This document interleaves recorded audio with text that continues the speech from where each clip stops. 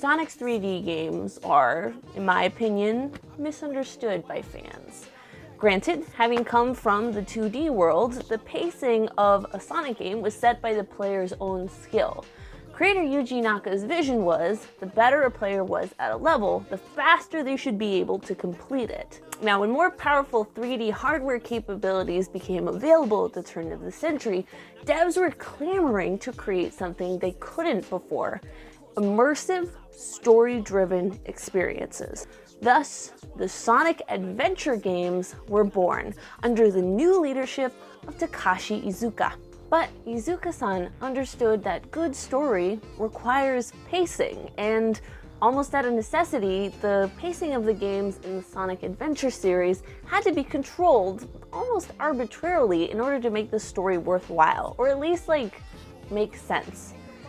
Because, you know, like a story where a guy just runs everywhere isn't very good. It's boring. I'm sorry. And yeah, that pretty much goes against everything that the original 2D Sonic games were about. That's not to say the new Sonics were bad, far from it. Not only did 3D Sonic become more accessible to the modern, less hardcore demographic, but once the developers finally embraced that these should be two different types of games, the latter being more about experience than skill, they made some, in my opinion, honestly solid titles with interesting and varied gameplay. Granted, that success was short-lived. So, I started to hold up the more awkward 3D Sonic titles as proof that 3D Sonic settings and 2D Sonic motivation were basically irreconcilable. But I was wrong, or at least I was just looking in the wrong place.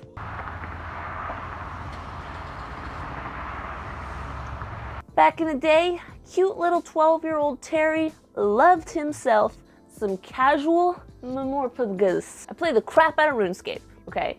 But I was honestly, I think at that time I was just bored of it, and I was like, all right, Terry, all right, little man. We gotta find something, we gotta upgrade. Gotta get an upgrade in a game. And being not only an adorable child, but also bona fide genius, I turned to the internet to save me. I remember typing, this is a genuine memory, I remember the search terms for this: cool, fun, free games for kids.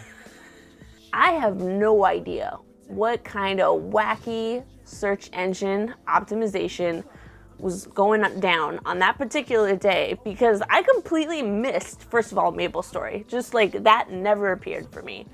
Like Wizard 101, Toontown, nothing. It was maybe those weren't even like alive, but MapleStory I feel like definitely.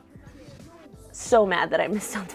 I hated that I missed out on the MapleStory train. I do remember seeing Fliff, and based solely on the fact that I didn't know how to pronounce it properly, I passed. And anyway, somehow I decided that the game for me was going to be Tails Runner. Tails Runner was a 2005 MMO that apparently is still running. It was developed by the Korean company Rayon Entertainment. So in Tails Runner, players can socialize, join guilds, collect cards, and customize their character.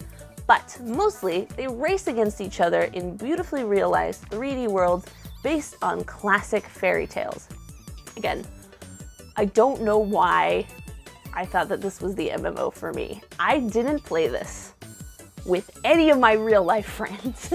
And I remember distinctly that nobody who I was playing with spoke English. Like, even the game wasn't like fully translated. There were still like subtitles that were still in Korean. But I loved this game. Like, oh my god, I played the crap out of this thing.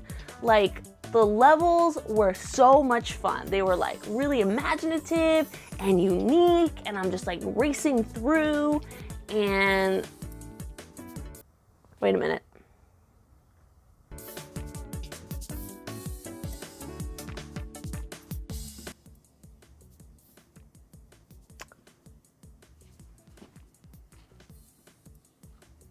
This is a Sonic game. It's got all of the stuff of a Sonic 3D game. It's got the dashing, the jumping, the attacking, the running, the death-defying stunts that laugh in the face of gravity. even deliberately paced controlled action sequences, but it's different. It's better. Why is it better? Okay, obviously the game is multiplayer, that's the main difference.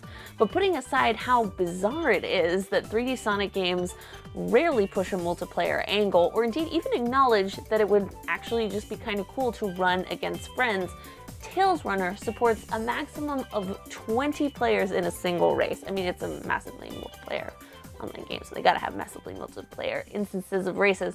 But I liked it because it meant that I had a lower chance of coming in last place. But to their very big credit, the gameplay tweaks that Rayon Entertainment introduced to support their multiplayer format, incidentally, also made a better 3D Sonic game, period. The mechanism in question is the game's boost meter. Okay, in each race, players have a boost meter that consists of two halves, Fury and Dash. The key to winning races and going as fast as possible comes from managing these two halves. The first half, Dash, is a meter that constantly fills while the players run. By pressing a dash key, you can give yourself a speed boost for as long as you're holding it down and you have dash in the meter. If you run out of dash, you become exhausted and your dash stops charging for a short period of time. Managing your dash is similar to how Sonic players have to time their spin dashes to get the maximum amount of game speed. In Tails Runner, there's something similar called dash jumping, and it's like a high level strat. I'm not really gonna break it down, but basically, speedrunners genuinely love this game. It's possible in this game to go extremely fast, and that speed is directly correlated to your skill. The second half of the boost meter is called Fury. It starts out empty, but fills every time the player hits something, is hit by something, or dies. Not only does the Fury meter reward players for playing aggressively with each other, but it also kind of acts as a consolation prize for players who aren't so great. When your dash meter and your Fury meter are max, you have the opportunity to enter invincibility mode. You go super fast. Obstacles that would normally slow you down won't, and you can daze any player you touch. I know what you're thinking. You would think that high-level players would never even touch the Fury meter because at the rate that they're performing at, right, they're rarely hitting anything. They're just like perfectly executing all of their jumps and stuff. But it's been shown, at least in certain levels, that you can take a small Fury hit and it will pay off later in an invincibility boost that will actually allow you to finish the route faster than if you had just executed a perfectly timed run. Basically, the Fury meter benefits bad players and good players with the invincibility boost. Okay, so now you know how the boost meter works. I'm also going to talk about how the levels are built, which are really fantastic. Right now, I'm gonna go through one of the old levels. It was my personal favorite when I was a kid. It's called Aladdin. And I'm gonna show you how this route was built. Like, it's basically a Sonic level, but it's also built weirdly to support the boost meter. So let's dive in. All right, now before the stage even really begins, there's an important portion right here, which I call the drop-in. All right, it happens at the beginning of every Tails Runner race. Instead of sprinting off from like a starting line, players are dropped from this magical doorway thing that opens in the sky. While you're falling, you're supposed to kind of like mash the jump button, and that's going to increase your falling speed. And if you time your button press at the exact right time when you hit the ground, your character gets an additional speed bump. But enemy stopping is like a thing, which means you can daze your opponent if you step on their head at any point in the race. Which means even if you're the first person to the bottom of the drop, you're at higher risk of getting dazed by falling players. So from the moment the game starts, you're already mashing buttons, right? You're like totally into the game. It's an adrenaline rush and like a microcosmic skill execution and strategy like cluster. It's brilliant. I can't say cluster, but whatever. We get another running segment, and then we're reaching the first giant jump pad. Now, the jump pad is, like you can see here, it's one of the many deliberately slow moments in the game, and I'll go into that a little later. But right now, what I want to call attention to is that there's only one trampoline each jump, not a strip or several like little scattered ones all around. What that means is that the players will, no matter what, have to convene in certain areas of a stage. This is something that I really appreciate about Tails Runner's levels, and it is a Sonic thing, but it just makes more sense in a Tails Runner level, is that it's kind of like breathing. So sometimes there's like a big wide open area, and sometimes there's like these tiny little concentrated spots that you have to step on. Now in a Sonic game, it's basically pointless for that to happen, but in Tails Runner, it means that like the crowd is kind of constantly dispersing and also coming back together. So you'll have moments where it's important for your skill, you know, when you're spread out, that's when you're executing like your perfectly timed jumps, you're maximizing your own personal speed, but then there's moments when you have to come back together, and that's when you get like player versus player aggression, which is really, really fun, and it's great. No matter what, even if you're clobbered, by the way, like that's building your fury meter. So it's kind of like different sections of the level are sort of building up like either your dash or your fury meter. It's great. So next up is rail sliding. As a more relaxed player, I just like rail sliding because it felt cool. So usually if you just stand there, it'll just guide you like down the rail. But if you're a high level player, you're probably dash jumping. And dash jumping increases the danger for you because there's lots of holes here. So that's a really great way to separate the wheat from the chaff. Now, the final set piece that I want to call attention to is the magic carpet riding.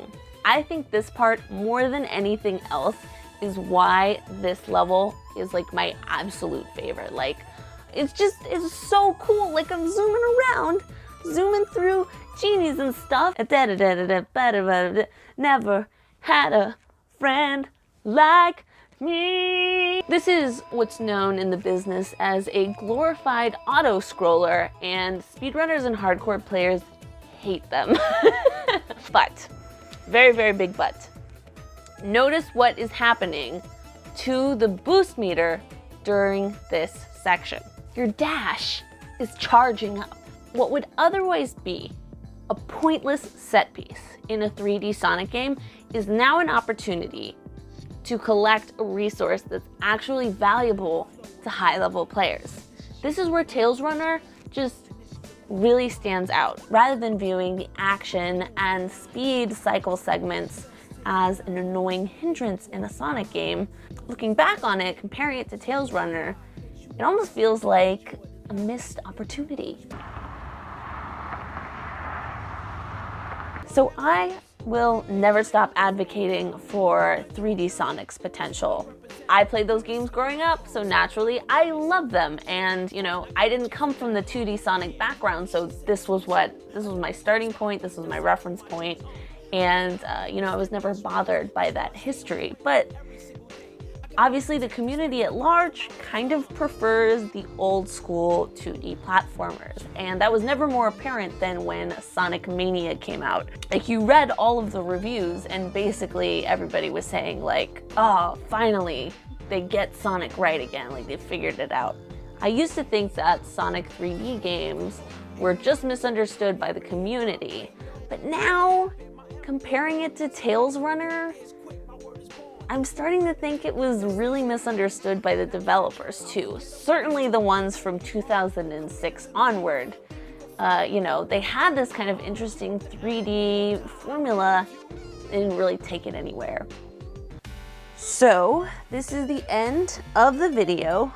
I am really bad at conclusions, but I just want to talk about Tails Runner, and it's a really cute game.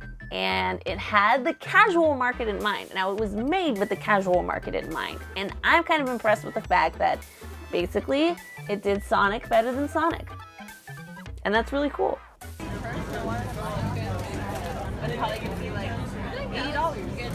What first?